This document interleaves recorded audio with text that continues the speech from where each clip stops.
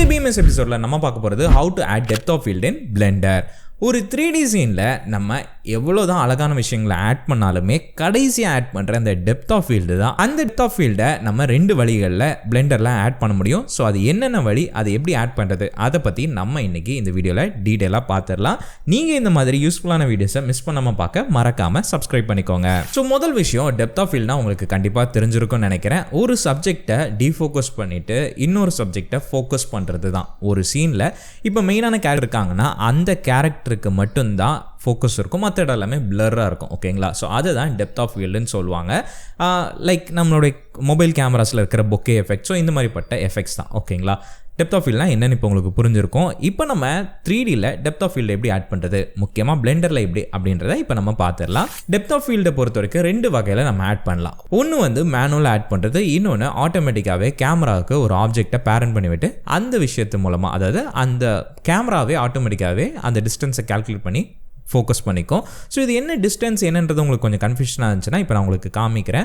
முதல் விஷயம், உங்களுக்கு டெப்த் ஆஃப் ஃபீல்டு வேணும் அப்படின்னா நீங்கள் கேமராவை செலக்ட் பண்ணிவிட்டு கேமரா ப்ராப்பர்ட்டிக்குள்ளே வந்துட்டிங்க அப்படின்னா இங்கே உங்களுக்கு டெப்த் ஆஃப் ஃபீல்டுன்னு இருக்கும். ஓகேங்களா? ஸோ அதை நீங்கள் செக் பண்ணிக்கோங்க. செக் பண்ணிட்டு உள்ளே நீங்கள் அந்த ஆப்ஷனுக்குள்ளே போயிட்டீங்கன்னா இங்கே பார்த்தீங்கன்னா நிறைய ஆப்ஷன்ஸ் இருக்கும். ஸோ இதில் முதல்ல இருக்கிறது ஃபோக்கஸ் ஆப்ஜெக்ட். ஸோ அதை தான் நான் 2ஆவதாக உங்களுக்கு சொல்லலான்னு சொன்னேன். பார்த்தீங்களா? அது அப்புறமா நான் உங்களுக்கு சொல்லித்தரேன். இப்போ முதல் விஷயம், நம்ம மேனுவலாக எப்படி ஃபோக்கஸை செட் பண்ணுறது அப்படின்னு பார்க்கலாம். அதுக்கு நம்ம யூஸ் பண்ண வேண்டியது தான் இந்த டிஸ்டன்ஸ். ஓகேங்களா? ஸோ இந்த டிஸ்டன்ஸை நம்ம யூஸ் பண்ணி நம்ம ஃபோக்கஸை செட் பண்ணுறோம் அப்படின்னா மேனுவலாக நம்ம ஃபோக்கஸை செட் பண்ணலாம்.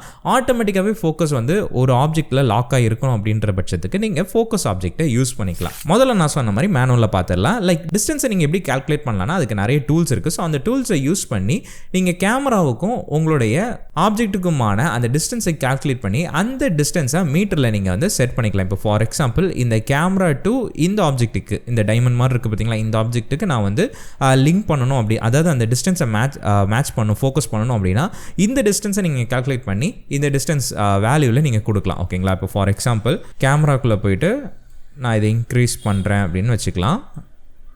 ஓகே, இதை கொஞ்சம் கம்மி பண்ணிக்கிறேன், அப்போ உங்களுக்கு இன்னும் நல்லாவே தெரியும். ஸோ இங்கே பார்த்தீங்கன்னா நான் இங்கே மாற்ற எனக்கு இங்கே ரொம்ப பிளர் ஆகிட்டு இருக்கு. கரெக்டுங்களா? ஸோ இதை நான் அதிகப்படுத்தினேன் அப்படின்னா எனக்கு ஒரு பர்டிகுலர் பாயிண்டில், அதாவது இந்த இடத்துல எனக்கு வந்து ஃபோக்கஸ் ஆக ஆரம்பிக்குது. ஓகே, இதை கொஞ்சம் கம்மி பண்ணிக்கிறேன். மேபி 20 இல்லைன்னா 19.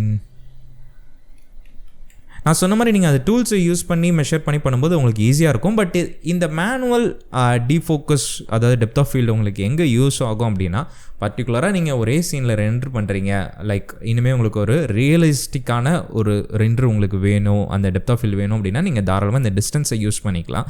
இல்லை எனக்கு வந்துட்டு ஒரே ஒரு ஆப்ஜெக்டை மட்டும்தான் நான் ஃபோக்கஸ் பண்ண போகிறேன், எனக்கு அதனால் நான் ரொம்ப ஃபோக்கஸ் லைக் மற்ற இடங்களில் வந்துட்டு நான் ரொம்ப கவனம் செலுத்த தேவையில்லை அப்படின்னு நீங்கள் நினச்சிங்கன்னா நீங்கள் தாராளமாக நம்மளுடைய 2வது ஆப்ஷனை நீங்கள் யூஸ் பண்ணிக்கலாம். அதுதான் ஒரு ஆப்ஜெக்ட்டை வச்சு நம்ம ஃபோக்கஸ் பண்ணுறது. இப்போ நம்ம டிஸ்டன்ஸ் வச்சு ஃபோக்கஸ் பண்ணுறதை பார்த்தோம். ஆப்ஜெக்ட் வச்சு எப்படி ஃபோக்கஸ் பண்ணுறது அப்படின்னா இதை வந்து நான் ரீசெட் பண்ணிடுறேன்.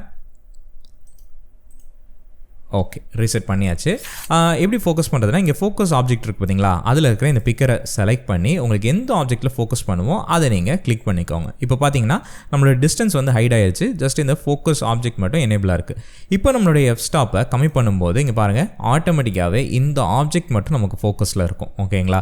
மற்ற எல்லாமே நமக்கு டீஃபோக்கஸ் ஆக ஆரம்பிச்சிடும். ஸோ இந்த மாதிரி நீங்கள் ஈஸியாகவே நீங்கள் மாற்றிக்கலாம். இப்போ உங்களுக்கு இல்லை இன்னொரு ஆப்ஜெக்ட்டை நீங்கள் ஃபோக்கஸ் பண்ணணும் அப்படின்னு நீங்கள் நினச்சிங்கன்னா நீங்கள் தாராளமாக இங்கே வந்து நீங்கள் ஃபோக்கஸை வச்சுக்கலாம். ஸோ இதில் இருக்கிற ஒரு மைனஸ் அப்படின்னு பார்த்தீங்கன்னா, உங்களால் ஒரு ஃபார் எக்ஸாம்பிள் இப்போ நீங்கள் ஃபோக்கஸ் வந்து நீங்கள் அனிமேட் பண்ண முடியாது. பட் நீங்கள் டிஸ்டன்ஸில் வச்சு பண்ணும்போது உங்களால் ஃபோக்கஸை அனிமேட் பண்ணிக்க முடியும். ஸோ இந்த மாதிரிப்பட்ட ப்ளஸ் அண்ட் மைனஸ் ஒரு இதுக்கு இருக்குது. ஸோ நீங்கள் வந்துட்டு ஸ்டில் இமேஜஸ் எடுக்கிறீங்க, இல்லை அப்படின்னா ஒரே ஒரு ஆப்ஜெக்ட் மட்டும் தான் ஃபோக்கஸ் பண்ணி நான் அனிமேஷன் பண்ணுறேன். ஸோ அந்த மாதிரிப்பட்ட இடங்களுக்கு நீங்கள் தாராளமாக ஃபோக்கஸ் ஆப்ஜெக்டை யூஸ் பண்ணிக்கலாம். இல்லை நான் வந்துட்டு அனிமேஷனில் இருக்கும், டைனமிக்கில் இருக்கும் என்னுடைய ஃபோக்கஸ். ஸோ அந்த மாதிரிப்பட்ட இடங்களுக்கு நீங்கள் தாராளமாக டிஸ்டன்ஸை யூஸ் பண்ணி, அதாவது டிஸ்டன்ஸை கால்குலேட் பண்ணி அது மூலமாக உங்களுடைய ஃபோக்கஸை நீங்கள் செட் பண்ணிக்கலாம். கண்டிப்பாக இந்த வீடியோவிலேருந்து எப்படி ஒரு ஃபோக்கஸை செட் பண்ணுறது அண்ட் அதில் இருக்கிற சின்ன சின்ன விஷயங்கள் என்ன அப்படின்றது உங்களுக்கு கண்டிப்பாக புரிஞ்சிருக்கும் நான் நம்புகிறேன். அண்ட் உங்களுக்கு ஃபோக்கஸை அட்ஜஸ்ட் பண்ணாத அந்த பிளரினஸை அட்ஜஸ்ட் பண்ணணும்னா நீங்கள் தாராளமாக இந்த எஃப் ஸ்டாப், இந்த பிளேட்ஸ் ரொட்டேஷன் ரேஷியோ, ஸோ இந்த விஷயங்களை நீங்கள் அட்ஜஸ்ட் பண்ணி ஒரு நல்ல ஒரு எஃபெக்டை உங்களால் எடுத்துகிட்டு வர முடியும். ஸோ நான் சொன்ன மாதிரி இப்போ டெப்த் ஆஃப் ஃபீல்ட்னா என்ன அண்ட் அதை எப்படி பிளெண்டரில் செட் பண்ணுறது பண்ணுறது. ஸோ இந்த மாதிரிப்பட்ட விஷயங்கள் உங்களுக்கு கம்ப்ளீட்டாக புரிஞ்சிருக்கும்னு நான் நம்புறேன். நாளைக்கு இதே மாதிரி நம்மளுடைய பிளெண்டர் மினி சீரிஸில் என்ன எபிசோட் வரப்போகுதுன்றதை மிஸ் பண்ணாமல் பார்க்க மறக்காமல் சப்ஸ்கிரைப் பண்ணி பெல் நோட்டிஃபிகேஷனை எனேபிள் பண்ணி வச்சுக்கோங்க. நாளைக்கு நான் உங்களை சந்திக்கிறேன். அடுத்த பதிவில் பேசுவோம். அதுவரை உங்கள் ஏபி.